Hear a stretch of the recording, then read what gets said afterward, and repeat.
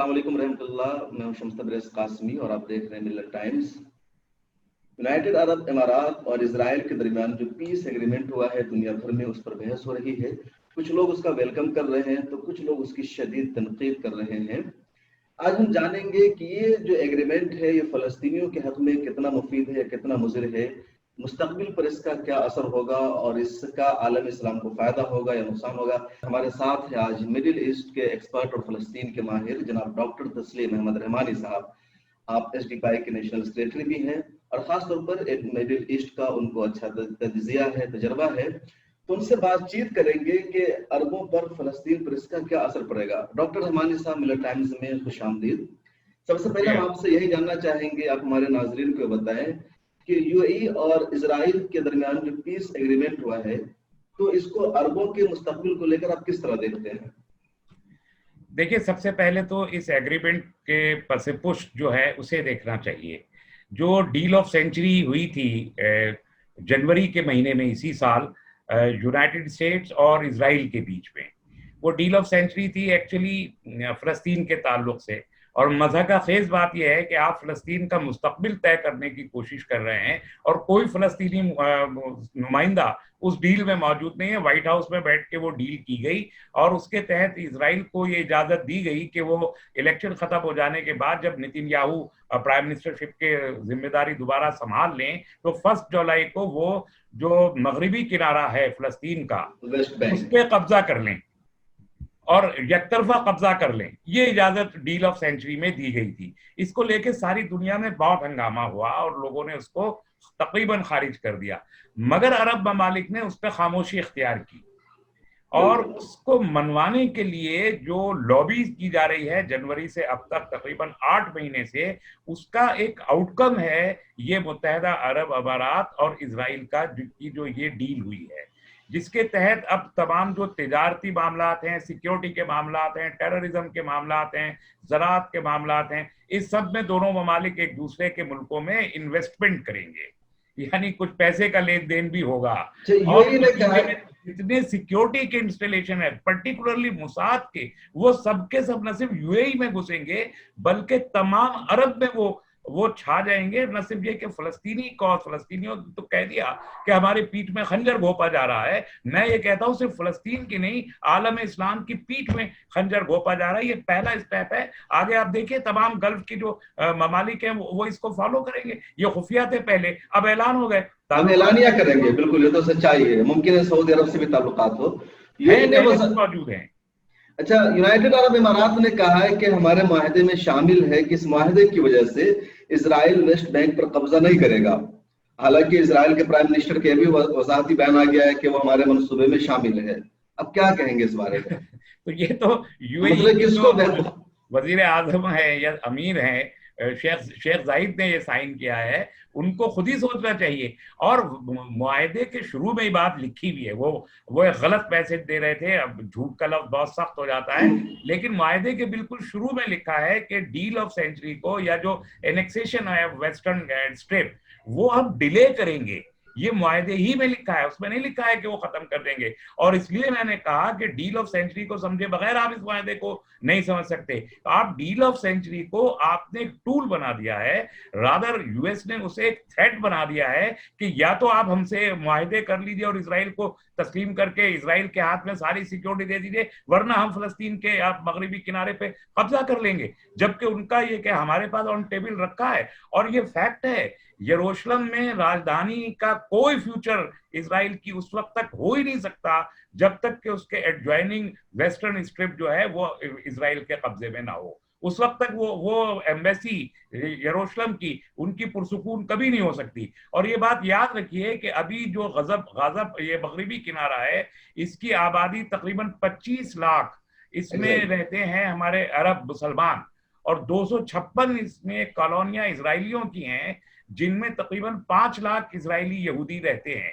तो ये उन 5 और इतना पोरस है कि ये इजराइल का हिस्सा है, वो फलस्तीन का हिस्सा है। एक मोहल्ले से निकलिए इजराइल होता है, दूसरे मोहल्ले में पहुंचे फलस्तीन होता है। एक कितना कंफ्यूजन है कि और सारे मिलिट्री रूल पूरे के पूरे वेस्टर्न किनारे पे وہ اسرائیل کے وہاں پر چلتے ہیں, تو خالی تھوڑا سا سول کوڑا اٹھانے والے جو کام ہے وہ فلسطینیوں کے ہاتھ میں رہ جائے گا, اور امپورٹنٹ کام سارے اسرائیل, اور ملٹری ساری اسرائیل کی, سیکیورٹی ساری اسرائیل کی وہاں, تو یہ تو ختم ہو جائے گا ویسٹرن اسکرپٹ کو پورے طور پر. یروشلم. اچھا, ایک اور بات جو اس میں دکھ رہی ہے, سامنے آ رہی ہے, کہ اب تک کم از کم فلسطینیوں کو ایک سپورٹ تھا کہ جو عرب ہے کھل کر, مطلب بظاہر اندرون معاملہ کچھ اور تھا, کم از کم یہ تھا کہ انہوں نے اسرائیل کے وجود کو تسلیم نہیں کیا ابھی تک, تو یہ تھا ان کو سہارا تھا کہ آج نہیں تو کل فلسطین مکمل ریاست بنے گی یا ان کا سپورٹ رہے گا, ان کی لڑائی جاری رہے گی, تو جو اسرائیل ایک ناجائز قبضہ ہے, ایک ناجائز اسٹیٹ ہے, اس کے خلاف مہم جاری ہوگی. اب عرب ممالک نے تسلیم کر لیا کہ فلسطین, مصر اور اردن تو پہلے ان کی طرف مائل تھے, انہوں نے معاہدہ بھی کر لیا ہے, اب عرب امارات نے بھی کر لیا ہے, سعودی عرب رہ گیا, تو کیا لگتا ہے کہ جو فلسطینی ہے ان کا ملک کا جو ایک خواب تھا وہ شاید پورا نہ ہو سکے؟ نہیں, ایسا بالکل بھی نہیں ہے, ایسا ہرگز نہیں ہے, اس لیے کہ یہ لوگ تو پہلے سے ہی خفیہ طور پر, جیسے ہمارے ملک میں 1953 سے لے کے اور اب یہ 2013 تک خفیہ معاہدے تھے, اور تمام خفیہ طریقے سے اسرائیل کے ساتھ ہمارا ملک چل رہا تھا. بی جے پی کی سرکار بننے کے بعد انہوں نے خود بھی اعلان کیا کہ ہمارے تو پہلے سے چلے آ رہے تھے, اور اب باقاعدہ یہی حال عربوں کا ہے, ان کے پہلے سے چلے آ رہے تھے, اور یہی وجہ ہے اگر ان کے اسرائیل کے ساتھ تعلقات نہ رہے ہوتے تو فلسطین کا مسئلہ کب کا حل ہو گیا ہوتا. چونکہ یہ فلسطین کے بیچ میں چھرا گھونپتے رہے ہیں خفیہ طور پر برقع پہن کے, اس لیے وہ حل نہیں ہوا. اب یہ نقابیں جب اتریں گی تو پورا کا پورا عالم اسلام کے سامنے ایک حقیقت جو اب تک واضح نہیں تھی وہ واضح ہو جائے گی. عالم اسلام تو فلسطین کے ساتھ کھڑا ہوا ہے پہلے سے, جتنی مدد کر پاتا ہے کر رہا ہے, وہ مزید کھل کے کرے گا. اور یہ یاد رکھیے کہ عالم اسلام خالی عرب نہیں ہے, یہ عرب کی جو 6 گلف کنٹریز میں سے صرف 5 کنٹریز ایک ہیں, ان کے عوام ان سے ناراض ہیں, ان کی گلف کی امارتیں ختم ہو جانے والی ہیں. یہ بالکنائزیشن کا جو پروسیس ہے یہ وہ تیز ہو جائے گا. عرب کنٹریز کو توڑنے میں کی جو خواہش امریکہ اور اسرائیل کی ہمیشہ رہی ہے, اب یہ اس کی طرف پہلا مضبوط قدم اٹھا دیا گیا ہے کہ یہ ملک اور ٹوٹ کے کمزور ہو جائیں گے, اور اسرائیل جو مدینہ آنا چاہتا ہے, مدینے کے دروازے تک, اس پروگرام کو اس سے تقویت ملتی ہے. جو گریٹر اسرائیل کا جو پروگرام ہے, دجلہ اور فرات کے بیچ میں گریٹر اسرائیل. اچھا ڈاکٹر رحمانی صاحب, ہم یہ جاننا چاہیں گے, ہمارے آپ ناظرین کو بتائیے کہ عرب ممالک اسرائیل سے تعلقات کیوں قائم کرنا چاہتے ہیں, ان کا انٹرسٹ کیا ہے اس میں؟ دیکھیے, یہ آپ نے بہت ہی تلخ سوال پوچھ دیا, اور اس سوال کا جواب بھی صرف تلخ ہی ہو سکتا ہے. آپ اگر تاریخی پس منظر میں جائیں گے تو آپ دیکھیں گے کہ ترکی کی پہلی جنگ عظیم کے بعد ترکی کی خلافت کا خاتمہ کن ہاتھوں کے ذریعے ہوا. حالانکہ سامنے انگلینڈ تھا, لیکن انگلینڈ کو, برطانیہ کو مدد کرنے والے لوگ کون تھے؟ اس کے بعد بیلکنائزیشن کا جو پوری کی پوری خلافت میں جو ملک شامل تھے, 40 ملکوں کو اس سے توڑنے کا کام کس نے کیا؟ یہ جن لوگوں نے وہ کام اس وقت کیا تھا وہ تب سے ان کے حلیف چلے آئے, اور اب آ کے ان کی پولیں کھل گئی ہیں. اب وہ پھر اس خطے میں 14 نئے ممالک, مسلم ممالک کریٹ ہونے والے ہیں اگلے 5-7 سال میں, ایک انتہائی پرتشدد قسم کے ایک چین آف ایونٹس کے ذریعے. اس کی ذمہ داری انہی حضرات کے اوپر ہے جو ان کو یہی فائدہ ہے. اور یہ تمام لوگ جانتے ہیں کہ یہ لوگ دولت کے بھی پجاری ہیں اور عیاشی کے بھی پجاری ہیں. 14 نئے ممالک کی بات کر رہے ہیں, کدھر اور ممالک بنیں گے؟ تو ایسے چھوٹے چھوٹے ملک بنے ہوئے ہیں 20,000 کلومیٹر 15,000 کلومیٹر پہ. آپ دیکھیے, یمن مزید کا یونیفیکیشن ہو گیا تھا, اب کتنے سال ہو گئے یمن کو, یمن دوبارہ سے 2 حصوں میں تقسیم ہو رہا ہے. سعودی عرب ٹوٹنے کے کگار پہ ہے, ترکی کو توڑنا ہے, عراق کو توڑنا ہے, ایران کو توڑنا ہے, خود ہندوستان میں کشمیر کا مسئلہ ہے, نارتھ ایسٹ کا مسئلہ ہے, پنجاب کا مسئلہ ہے. کتنے سے آپ خود ہی گن لیجیے کتنے ممالک ہو گئے. تو یہ سارا کا سارا جو ڈسٹربنس ہے اس پورے ریجن میں صرف اس لیے ہے کہ اسرائیل کو یہاں مزاحمت کم سے کم کرنی پڑے کہ وہ مدینے تک پہنچ جائے اور مدینے پہ قبضہ کرے. اچھا, کیا یو اے نے جو اسرائیل کے ساتھ ابھی معاہدہ کیا ہے اور امریکہ نے سب کرایا, تو کیا اس کا ایک مقصد ترکی کو روکنا بھی, کیونکہ ترکی ان دنوں لیبیا میں تیل کے ذخائر پر قبضہ کر رہا ہے, بہت مضبوط وہاں ہو گیا ہے. اس کے علاوہ بحیرہ احمر میں بھی ترکی ایک گیس کو تلاش کر رہا ہے, یونان سے اس کی لڑائی بھی چل رہی ہے اس معاملے میں. تو کیا یہ چاہتا ہے عرب ممالک کہ ترکی کو روکے اس طرح اگر اسرائیل کی مدد لیں گے تو؟ دیکھیے, انہوں نے کہا یہ تو ترکی کا تو کوئی ذکر نہیں کیا, لیکن انہوں نے ایران کا ذکر کیا ہے اس معاملے میں کہ وہ ایران کو روکنا چاہتے ہیں کہ ایران کی اس خطے میں جو پیش قدمی بڑھ رہی ہے خاص طور پہ یمن کے تعلق سے اور بحرین کے تعلق سے، ایران کو ایک تھریٹ پیش کیا ہے کہ وہ اسرائیل کے لیے بھی ایک تھریٹ ہے. تو اسرائیل اور یو اے ای کا مشترکہ دشمن ایران ہے، تو ان کا کہنا ہے کہ ایران سے بچانے کے لیے یہ ڈیل مفید ہوگی. لیکن سچ یہ ہے کہ یہ ایران نہیں بلکہ ترکی کے لیے بھی، چونکہ قطر بالکل پڑوس میں موجود ہے، اسی ریجن میں قطر موجود ہے، اور قطر اور ترکی کے تعلقات بہت اچھے ہوتے چلے گئے ہیں، اور قطر کی جو جغرافیکل پوزیشن ہے اس کا فائدہ ترکی بھی اٹھا رہا ہے، اور ترکی ایک مضبوط آئیڈیولوجیکل گورنمنٹ کی حیثیت سے اس ریجن میں ابھر رہا ہے.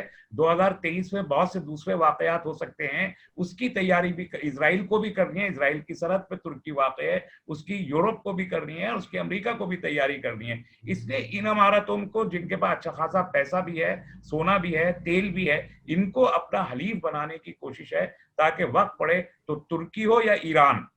اور نہ صرف ترکی اور ایران، میں ایک قدم اور آگے بڑھ کے کہنا چاہتا ہوں، خود ملیشیا اور انڈونیشیا جیسی جو اکنامیز ہیں، مسلم اکنامیز، ان کے اوپر بھی خطرات کے بادل اسی سب ڈیل کی وجہ سے چھا گئے ہیں.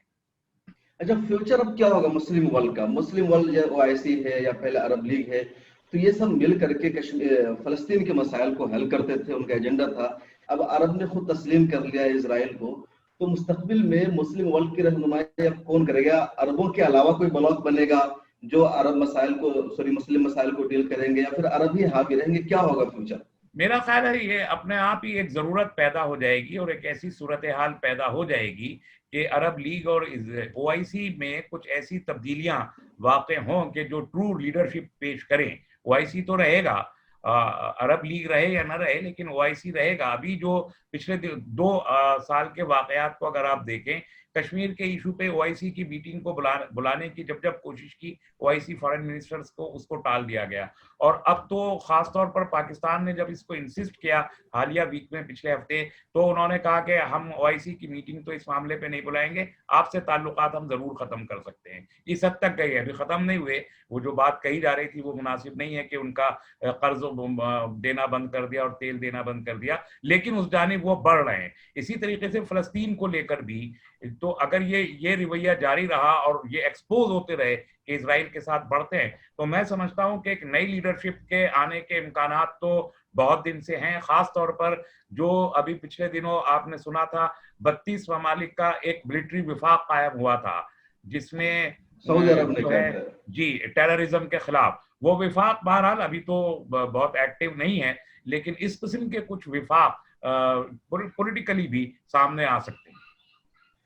تو بہت شکریہ ڈاکٹر تسلیم رحمانی صاحب، مجھ سے بات چیت کرنے کے لیے اور فلسطین کے مسئلے پر اپنے خیالات کا اظہار کرنے کے لیے. شکریہ، بہت جزاک اللہ. بہت شکریہ. ناظرین، آپ ہمیں اگر یوٹیوب پر دیکھ رہے ہیں تو سبسکرائب کریں، اور اگر فیس بک پر دیکھ رہے ہیں تو لائک کریں. اس بارے میں آپ کی کیا سوچ ہے، آپ کیا رائے رکھتے ہیں، کمنٹ سیکشن میں ضرور لکھیے. پھر ملاقات ہوگی اگلے پروگرام میں کسی اور شخصیت کے ساتھ. اللہ حافظ.